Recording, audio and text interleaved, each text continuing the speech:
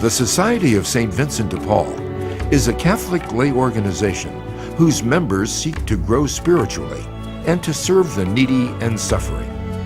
The foundation of the society is very simple.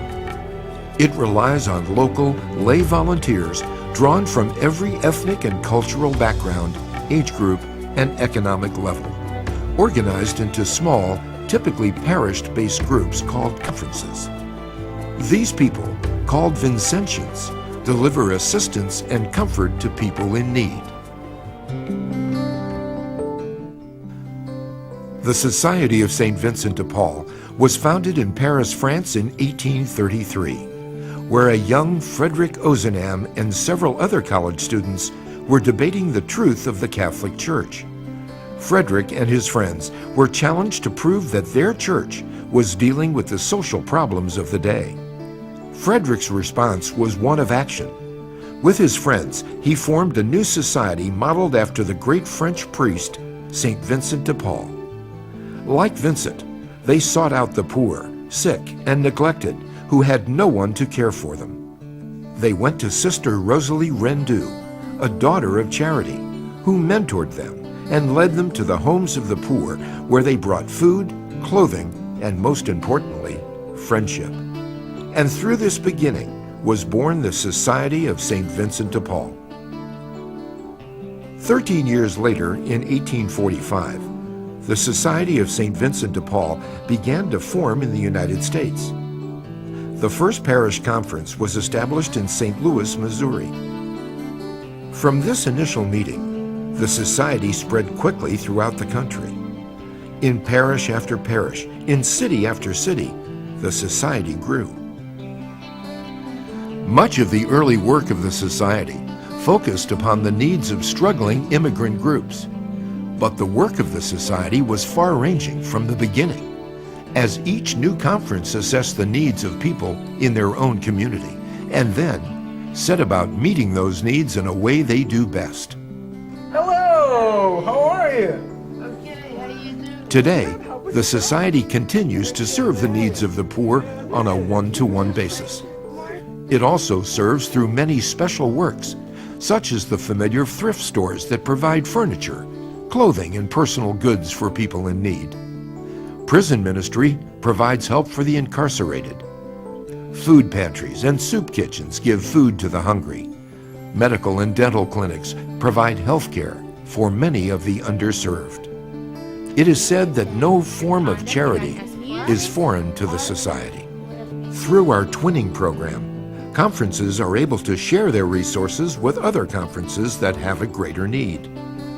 The society is also reaching beyond the borders of the United States through international twinning, whereby our conferences are able to help support the activities of conferences in least developed countries. This International Society of Friends is less than 200 years old, yet has a membership of over 700,000 worldwide. More than 120,000 of those members are here in the United States, where we spend over $300 million a year assisting 15 million needy and poor. Although the Society of St. Vincent de Paul is renewing itself to meet the challenges of today and tomorrow, the most important characteristics of the society remain unchanged. The society provides an opportunity for women and men to grow in holiness, to become a community of faith, and to serve those who are suffering and poor.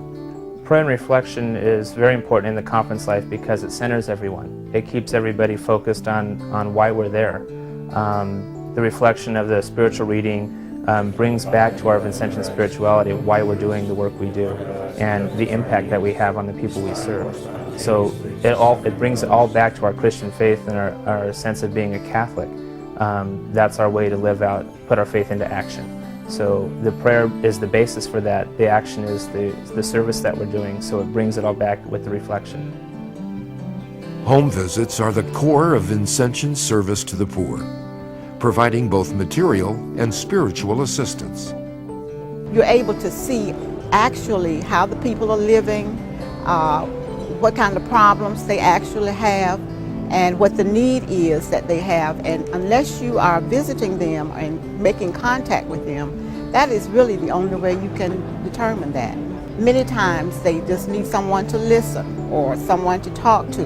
Many of them are lonely, and so we as Vincentians can bring other things to these people. They might just want to pray sometimes. So those are some of the things that we can bring to them. Vincentians constantly strive to see the features of Jesus Christ in the poor.